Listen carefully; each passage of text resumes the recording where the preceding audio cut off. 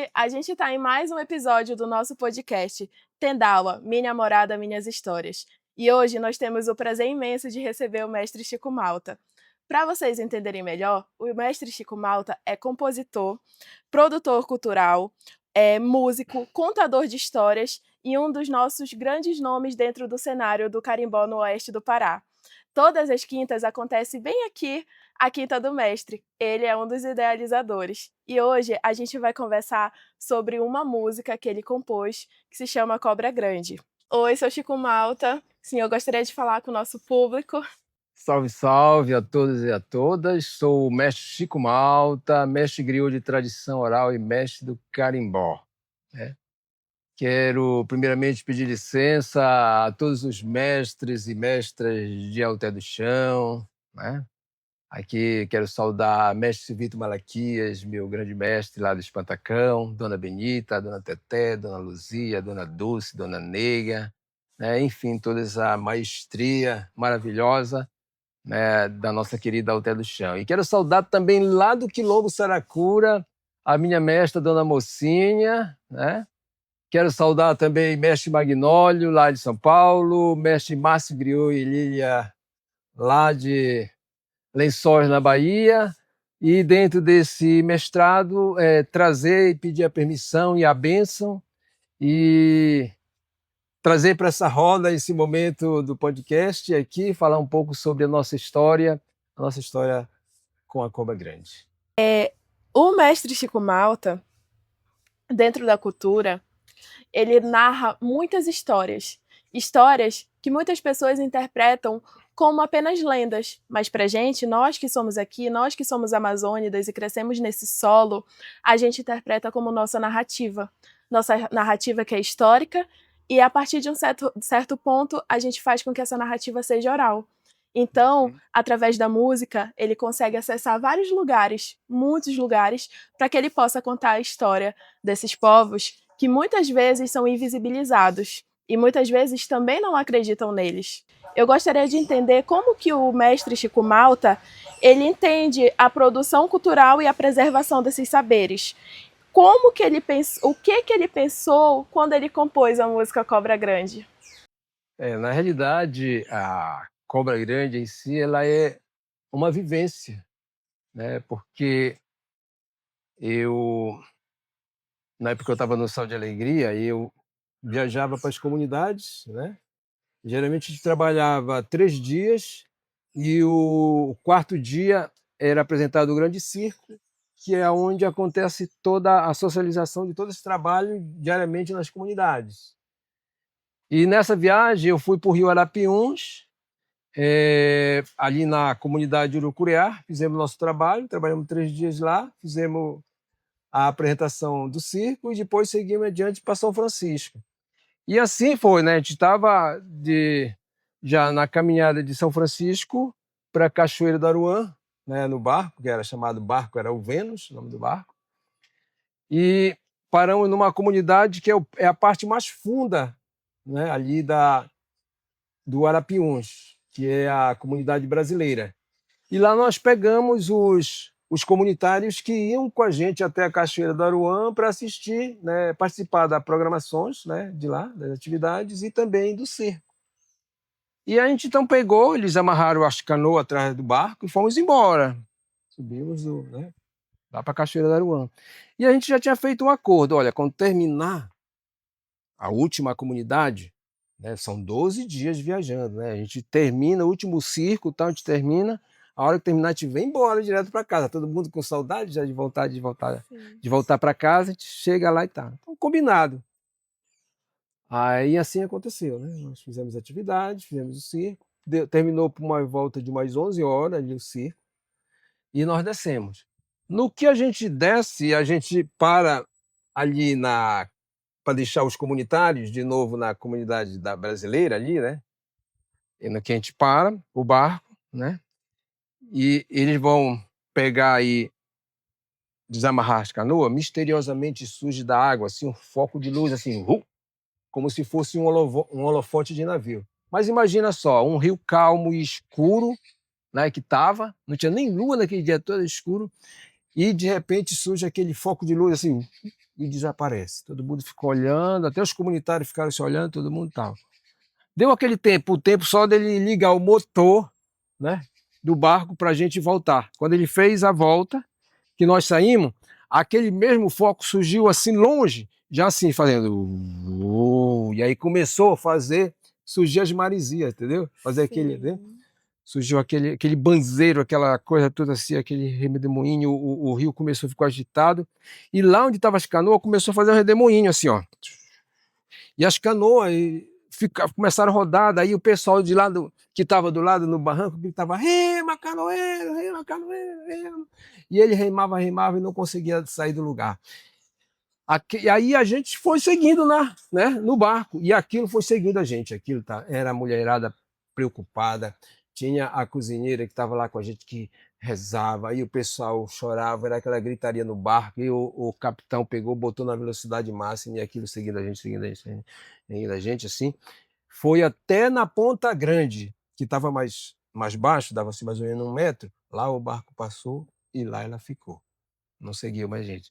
Mas o que ficou na minha mente foi aquela gritaria ali na hora da canoa, o pessoal gritando, rema, rema, canoeiro, rema. Então o que ficou na minha cabeça, rema, rema, rema, rema, canoeiro, a canoa não sai do lugar, cobra grande já fez o banzeiro, redemoinho pra ela virar isso que tudo. Então daí começa a nascer, brotar a música Cobra Grande, né? E quando eu cheguei aqui eu disse, olha, eu tenho uma música a apresentar para vocês, que é a música que é a Cobra Grande, e o nome do meu grupo será Cobra Grande. E assim surge a música Cobra Grande, né? Ai, gente, eu tô emocionada. Juro pra vocês, eu tô arrepiada aqui. Existem muitas narrativas da Cobra Grande, né? Além do senhor já ter presenciado, eu gostaria de saber se o senhor sabe de outras histórias que Sim, envolvam a Cobra Grande. sim. Na realidade, eu, quando era menino ainda, né, eu ia para a escola, eu morava lá no Santíssimo em Santarém, e aí estudar para o Frei Ambrósio. Então, nesse caminho, até ali mais ou menos em frente do Madre, era a casa da minha avó.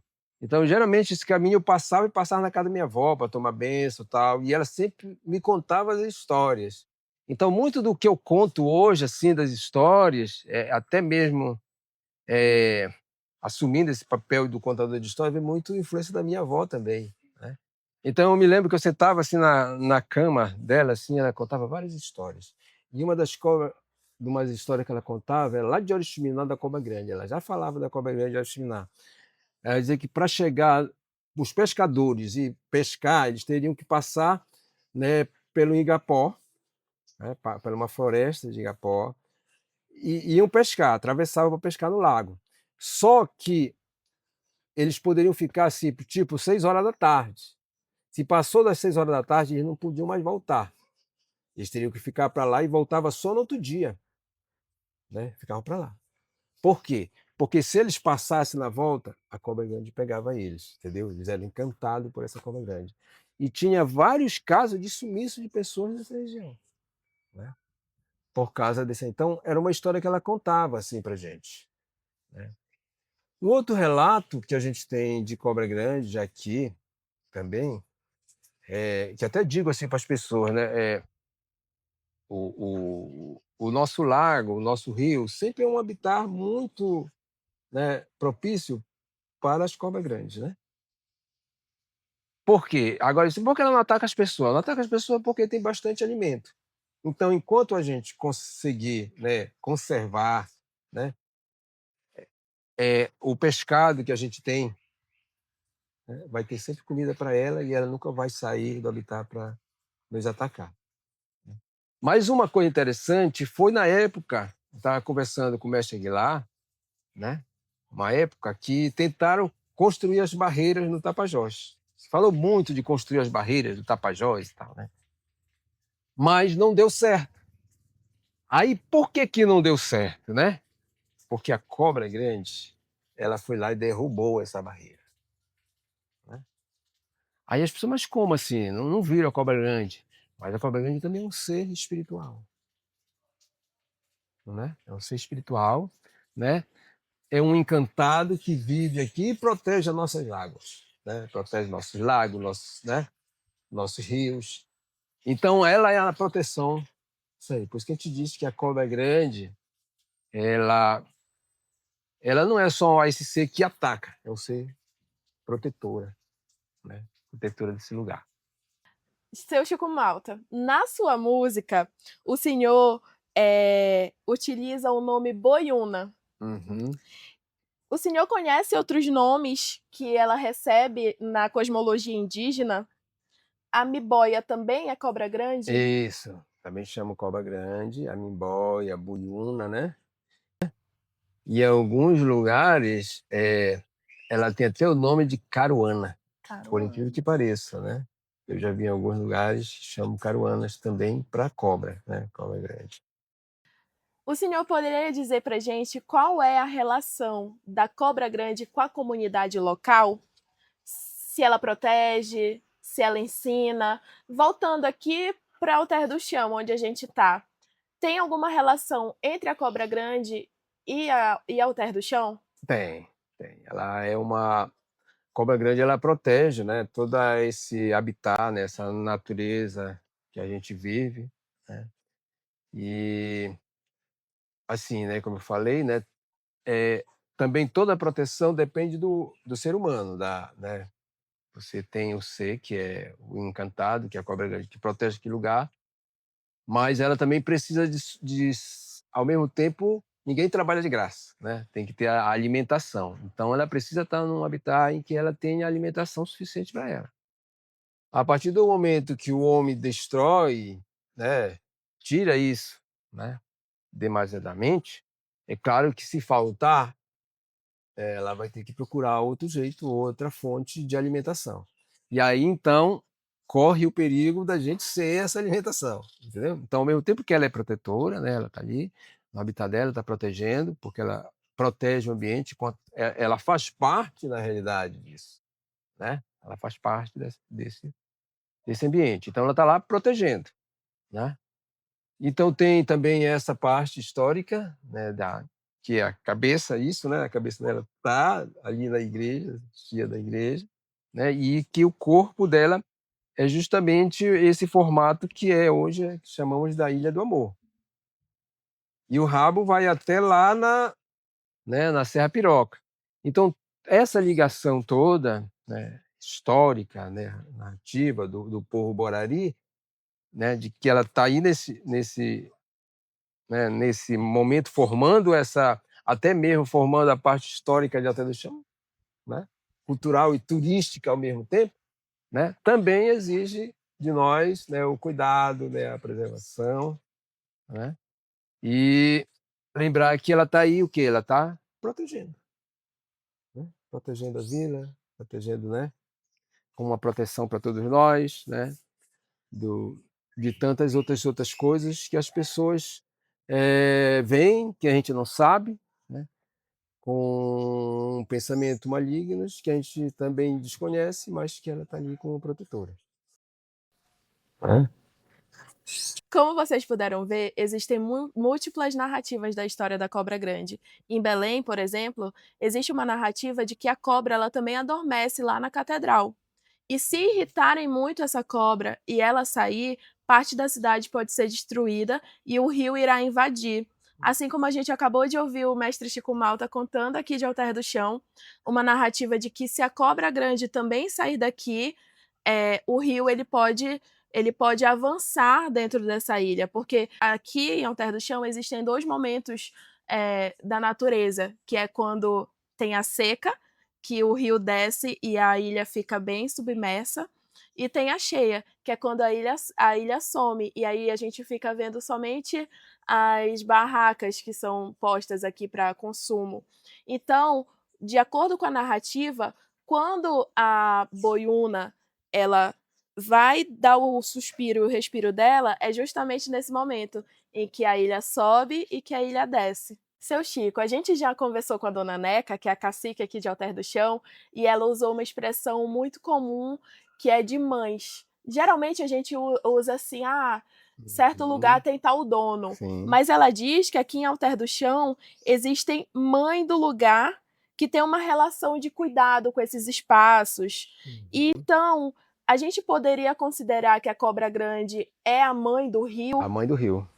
Na realidade, todo lugar tem a sua mãe, né? Se você for na floresta, tem a mãe da floresta, tem a mãe dos igarapés, mãe dos lagos, né? E mãe do rio. Então, a cobra grande, com certeza, é uma dessas mães do rio. E o senhor acha que a cobra grande que está aqui em Alter do Chão é a mesma cobra grande que a gente pode encontrar lá no Lago do Juá? Não, elas são diferentes, são bem diferentes. Já diz, né? Que ela sai daqui, né? Eu digo assim, ela está aqui, ela tem o alimento dela aqui, então ela é daqui. O Lujuá é outra cobra grande, assim como de outros lugares também, né? São várias cobras grandes, são diferentes, né? Lá do Juá pode ser uma boiúna, né? Lá do Mapiri, a mimboia, enfim, né? A gente tem vários lugares que são Vários. diferentes, os seres, né? As mães de lá. Se você entrar na floresta para cá, você vai ter um tipo de mãe. Se você for lá para Jamaraquá, né? Já tem uma outra mãe lá, entendeu? Quando o senhor estava contando a história para gente, o senhor falou sobre os horários. Sim. Existem pessoas que falam que a gente tem que pedir permissão, que a gente tem que respeitar os horários, que existem portais que são abertos em certos horários, como por exemplo, 6 da manhã, meio-dia, 18 horas. O senhor concorda com isso? Sim, na realidade, sempre minha avó, né, como ela disse, né, eles iam, atravessavam, mas não podia voltar mais. Quando 6 horas não podia voltar mais. Se desse 6 horas não podia voltar. Porque é um horário sagrado, né? 6 horas, 6 horas da manhã, 6 horas da tarde, sempre são horários sagrados. Então, se você for para um lugar, né, entrar nesse lugar sem permissão, né, você pode, né, se preparar para ser judiada, né? Porque você já imagina chegar na tua casa, entrar, você pedir a tua permissão para entrar, né? Assim é no meio da floresta. Tanto que quando eu estou na escola, né, trabalhando musicalização com as crianças, eu levo, eu sempre faço um ritual para eles de licença, né? De licença, a gente vai entrar na floresta, fazer o ritual de licença, pedir licença. Porque se a gente entrar, né, de repente encontra, né, o curupira, ele pode judiar da gente na entrada, né, que é o ser que é responsável por esse portal, né? O curupira do da floresta é ele que comanda ali, entendeu? Você entrar na floresta tem que pedir licença, né? Senão a gente judia, e daí tu vai, entra, acha, depois tu volta, não acha o lugar que tu entraste. Tu te perde, né? E aí tu fica rodando, rodando, rodando e até, né? Aí tem um segredo também, que é um outro ritual para você saber a saída também, né? Tem que tirar a camisa, virar do contrário, deixar um tabaco, alguma bebida de brinde para ele, ou prometer trazer outro dia que trazer, porque senão à noite tu vai ter pesadelos. Então tem toda uma ritualidade, né, de licença para te entrar. E assim eu digo também no Rio, né? Então, olha, eu fui numa viagem pelo Rio Amazonas e estava 40 dias dentro do lago. Aí pegamos um temporal no meio do caminho, o barco ficou encalhado misteriosamente no meio do nada, do temporal assim, no meio de um barranco. E estava só eu e mais 3 pessoas daqui, o resto tudo eram financiadores. O financiador não vai pular no rio, a gente quer pular, né? Pulou eu e o mestre Magnólio lá, empurrando o barco, né? E o outro na voadeira no final, a gente empurrou e tal. Lá passou depois um pescador e gritou pra gente: vocês são doidos, vocês são malucos, aí é um covil de arraia. E a gente já pisoteado tudo por lá, né? Agora, por que que a gente não foi ferrado de arraia, né? Porque a gente pediu licença para entrar. Antes de entrar lá, a gente pediu licença, né? Aí você vem para o hotel do chão e eu, né? Fiz de arraia. Por quê? As pessoas entram de qualquer jeito e não pedem licença. Eu digo a mesma coisa, você vai para o Igarapé, peça licença. Quem é o protetor de Igarapé? Né? É o Puraqué, né? Porque se você não entrar, o Puraqué vem te dar um choque, né? E aí tu vai sofrer. Então tem que pedir licença. Em todo lugar tem que ter pedir licença.